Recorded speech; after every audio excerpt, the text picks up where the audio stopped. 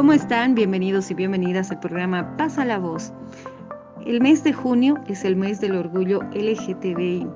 Esta celebración tiene sus raíces en la lucha histórica de aquellos colectivos que conforman la comunidad LGTBI y que han estado durante décadas saliendo a las calles para superar los prejuicios y exigir la aceptación de la sociedad y por supuesto del Estado en garantías que puedan plasmarse en sus derechos civiles, que actualmente no los ejercen como cualquier otro ser humano que puede realizarlos. Esta fecha rinde homenaje al levantamiento del Stonewall.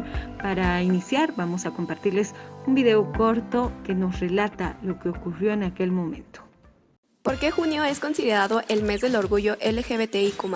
El orgullo LGBTIQ+, inició gracias a los famosos disturbios en Stonewall, un famoso bar gay en Greenwich, en la ciudad de Nueva York, luego de que fuera allanado por la policía en la madrugada del 28 de junio de 1969.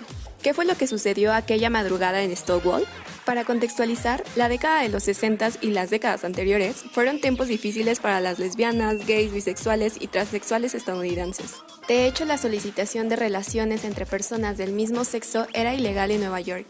Los bares gay eran lugares de refugio donde los homosexuales, lesbianas y trans podían socializar sin miedo al acoso público.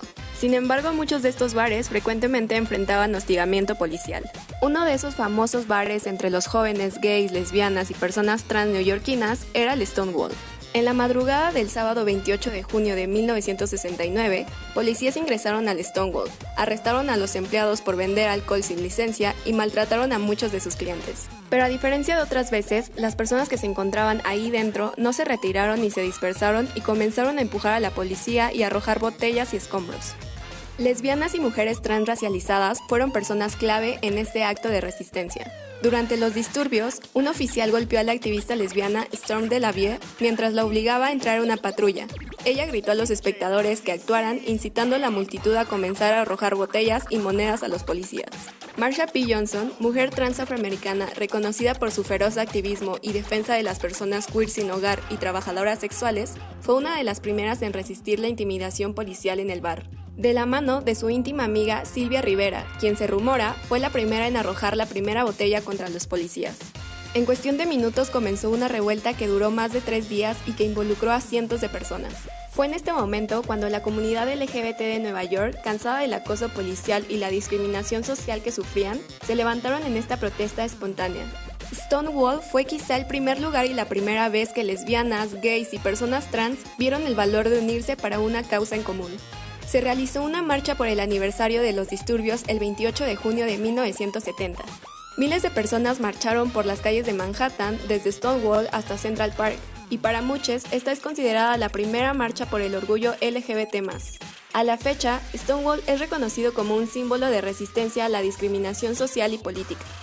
Pronto surgieron grupos a favor de los derechos de la comunidad LGBT, como el Frente de la Liberación Gay y la Alianza de Activistas Gay. Gracias a las mujeres transracializadas, lesbianas y homosexuales que alzaron la voz hace décadas, hoy podemos celebrar el mes del orgullo, pero sin olvidar que aún queda una lucha para que todos nuestros derechos e identidades sean respetadas.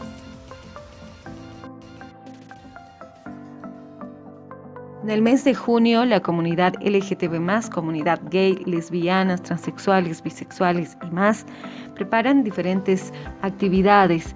Sin embargo, por la pandemia, muchas de estas serán trasladadas a los espacios virtuales. El objetivo, además de una celebración, está relacionado a las luchas profundas por la desigualdad y por buscar dignidad para las personas gays, lesbianas, bisexuales, transexuales. Aún existen muchos países en el mundo donde la diversidad sexual está perseguida y criminalizada por parte de las leyes y las autoridades. Y están también aquellos países que han podido avanzar en aceptar y adelantar algunos derechos. Sin embargo, una de las trabas principales es la sociedad, que sigue estando muy lejos de poder aceptar la situación que ya debería haber sido normalizada hace mucho tiempo. En Bolivia, por ejemplo, las normas han avanzado muy lento, pero también vemos cómo la sociedad todavía se resiste y los índices de delitos de homofobia, transfobia, delitos de odio son constantes. Conversamos con Nikita López, activista de la comunidad trans. Hay como una irregularidad en cuanto a la al reconocimiento a la identidad trans dentro de Bolivia. Si bien Bolivia ha promulgado una ley que garantiza el acceso a los cambios de datos, de nombre, etcétera, para las personas transgénero y transexuales en todo el territorio del país, con requisitos bastante accesibles y con un trámite bastante corto en comparación a otros países, es lo único que ha garantizado el Estado y es lo único que visiblemente se ha trabajado y a lo que se ha comprometido el Estado. Más allá de ello, el crear políticas públicas, sociales y de salud, por ejemplo, para las personas trans, no se ha iniciado todavía el trabajo, se resisten en ciertos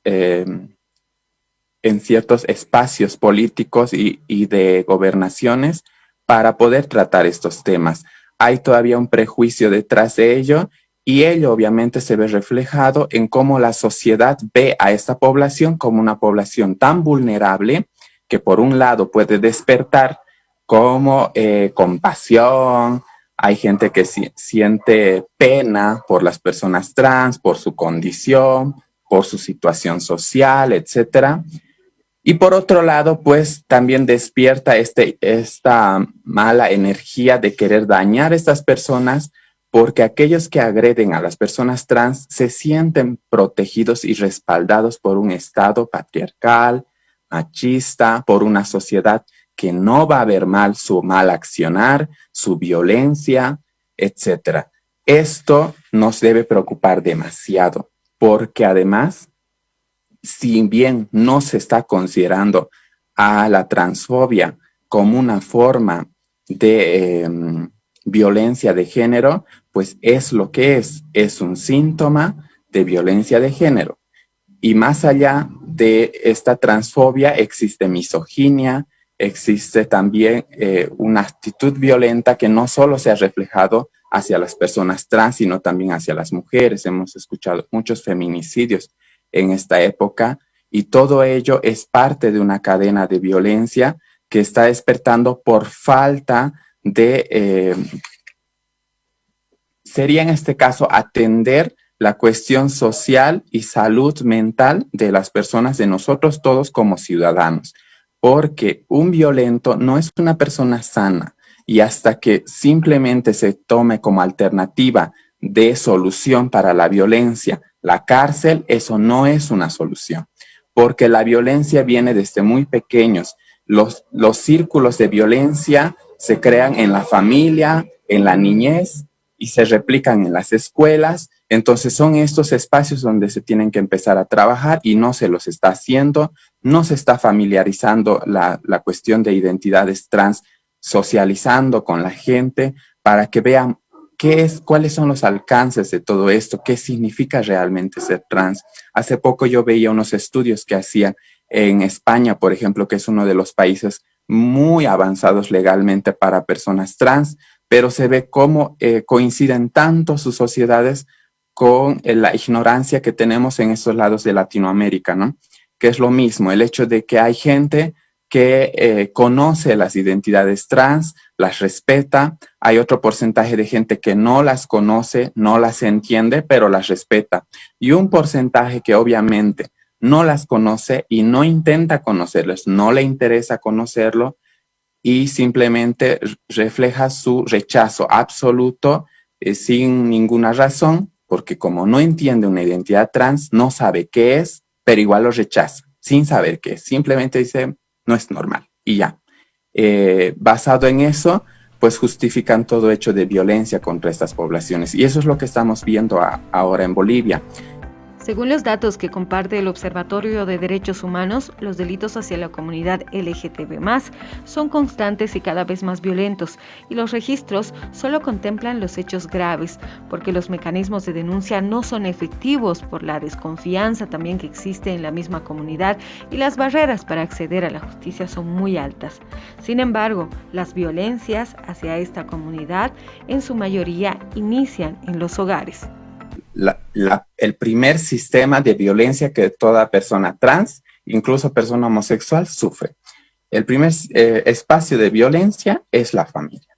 Y casi es una generalidad de eso. Obviamente hay algunos casos de familias donde hay suficiente madurez, hay suficiente empatía, etcétera, por parte de los padres y de otros familiares para poder comprender y un poco respetar la identidad de su familiar.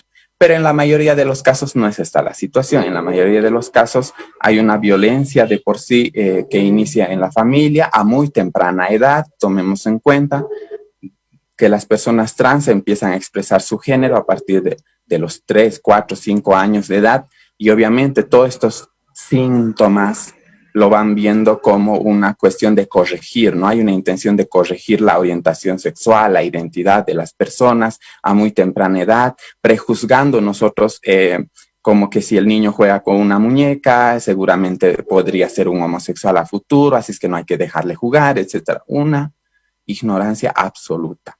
Entonces, de por sí desde ahí inicia violencia no solo reflejada en violencia verbal, violencia física que conocemos mucho, sino también hay una violencia tácita en cuanto a las restricciones que se pone y a las limitaciones, la falta de libertad de expresión. Y yo me siento libre, pero saben, esa libertad la consigo alejándome de mi familia. Entonces, imagínense, ese espacio no es correcto. Yo debería sentir protección en mi familia. Debería sentir que es el espacio donde yo puedo recurrir cada que sufra esto, ¿no? Violencia de otra gente, agresiones, etcétera, recurrir a mi familia para que me dé protección, respaldo, etcétera. Pero no refleja tanto eso, ¿no? Tampoco estoy diciendo que mi familia me rechace ni no me respalde, pero no representa eso para mí. Y en la mayoría de los casos tampoco lo hace. Entonces, este espacio de por sí es donde debemos empezar a trabajar. Creo que las personas, los padres, las madres, deben reformarse cuál es su papel como padre y como madre ante sus hijos, ¿no? No solo ante sus hijos trans o ante sus hijos homosexuales, sino ante todos sus hijos e hijas, de no inmiscuirse tanto en estas cuestiones tan personales como son la orientación sexual, identidad de género. Es algo que no debe inmiscuir a nadie más que a la persona en sí, pero es un asunto de trabajarse socialmente. Y yo me imagino que si trabajamos con las nuevas generaciones, pues algún cambio vamos a ir reflejando, y ese cambio que tú me preguntabas sí se va dando. Lamentablemente no es gracias a la población, no es gracias a una reflexión, a un análisis, etcétera. Lamentablemente estamos cambiando, pero por hacer eco de lo que sucede en el resto del mundo. En todo el mundo se están dando aperturas, espacios, mayores garantías y mayores conquistas de derechos hacia las poblaciones LGBT en general. Y hay países que están reflejando avances bastante sustantivos, bastante percibibles, y eso nosotros simplemente hacemos eco. Recibimos esa información a través de las redes sociales. Nuestras nuevas generaciones ven las redes sociales, se educan con las redes sociales y entonces reflejan lo que ahí hay. Y obviamente ahí hay una apertura bastante, porque hay un respeto constante hacia las poblaciones LGBT dentro de las redes sociales, al menos por parte de los creadores y de los dueños de estas empresas. Claro que por parte de sus usuarios, vayan a saber, dependiendo de la región y dependiendo de la gente, pero en general estos espacios de redes sociales dan garantías para que no exista violencia verbal y no exista acoso ni nada contra ninguna persona, incluyendo obviamente las por orientación sexual e identidad de género. La tolerancia, la igualdad de derechos ante la ley, la no discriminación y la dignidad de las personas de la comunidad LGTB son los pedidos en este mes del orgullo gay. El respeto a la identidad y a las diferentes formas de amar será un gran paso para la humanidad. Hasta aquí nuestro espacio Pasa la Voz.